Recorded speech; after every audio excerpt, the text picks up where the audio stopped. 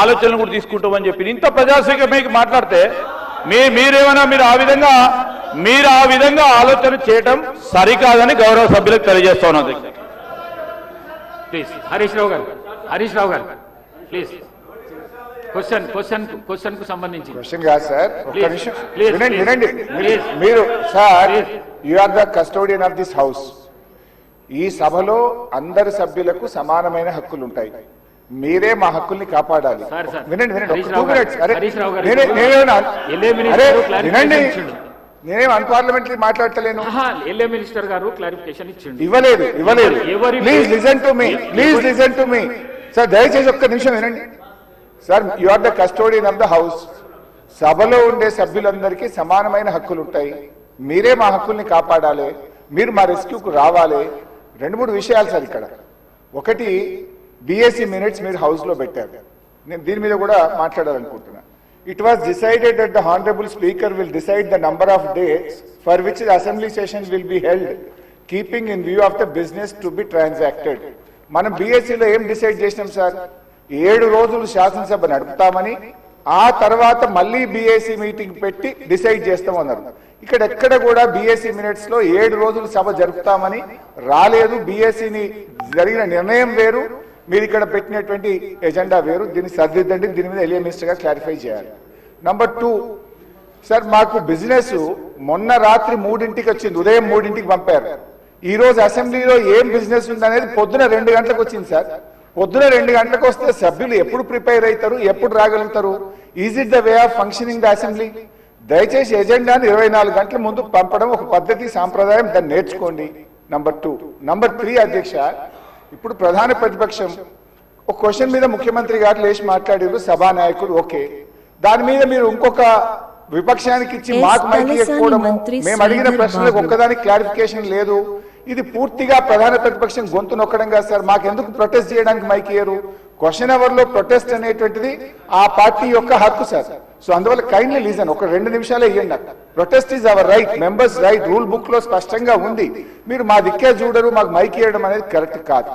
ముఖ్యమంత్రి గారు మాట్లాడుతూ ఏం మాట్లాడింది సార్? ఇప్పుడు ఆయన మాటలు అసలు మూసి కంపు కంటే ముఖ్యమంత్రి గారి మాటల కంపు ఎక్కువ ఉన్నది సార్. అది వినడం చాలా కష్టం.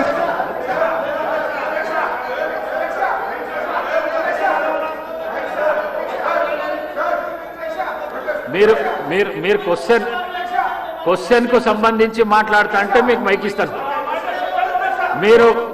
మీరు ముఖ్యమంత్రిని విమర్శిస్తా అంటే నేను మైక్ ఇవ్వను. ముఖ్యమంత్రిని విమర్శిస్తా అంటే మైక్ ఇవ్వను. ప్లీజ్ మీరు కూర్చోండి శ్రీనివాస్ యాదవ్ గారు కూర్చోండి శ్రీనివాస్ యాదవ్ గారు, మీకు కూడా అవకాశం ఇచ్చినా కదా.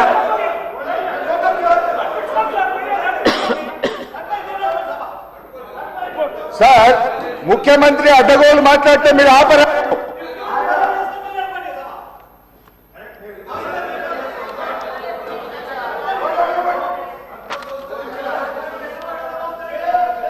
Question hour is over.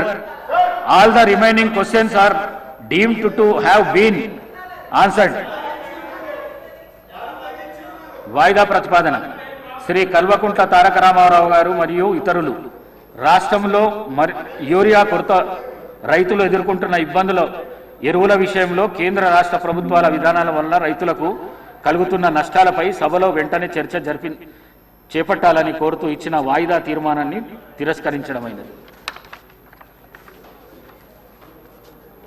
Shri Palvai Shankar గారు, ఉమ్మడి ఆదిలాబాద్ జిల్లా వ్యాప్తంగా గల సోయాబీన్ రైతులకు మద్దతు ధరను కల్పించడంతో పాటు వర్షాల వల్ల రంగుమారుతున్న పంటలను కొనుగోలు చేయాలని కోరుతూ ఇచ్చిన వాయిదా ప్రతిపాదనను తిరస్కరించడమైనది. శ్రీ కూనమనేని సాంబశివరావు గారు, ఆర్టీసీలో యూనియన్ల పునరుద్ధరణ కొరకు అలాగే వారి ఇతర సమస్యల పరిష్కరించాలని కోరుతూ ఇచ్చిన వాయిదా ప్రతిపాదనను తిరస్కరించడమైనది.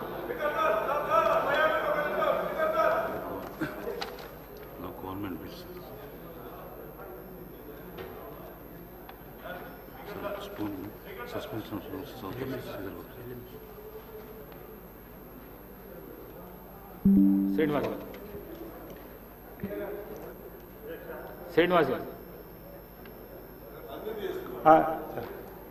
అధ్యక్ష, ధన్యవాదాలు నాకు అవకాశం ఇచ్చినందుకు.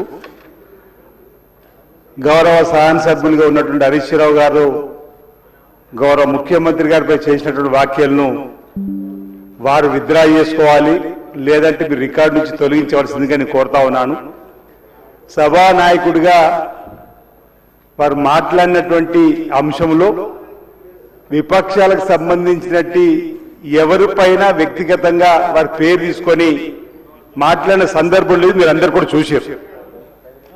మూసీ నది ప్రక్షాళనలో ఆ పార్టీ శాసనసభ్యుల సహకారం అందించే విధంగా మాట్లాడుతున్న అంశాన్ని చెప్పి సహకరించవలసిందిగా చెప్పినటువంటి సందర్భం మనం చూసినాం తప్ప వారు వారిపైన వేసుకొని, అంటే వారు మూసీ నదికి వ్యతిరేకమనే చెప్పవలసింది పోయి వారు గౌరవ ముఖ్యమంత్రి రేవంత్ రెడ్డి గారి పైన వ్యక్తి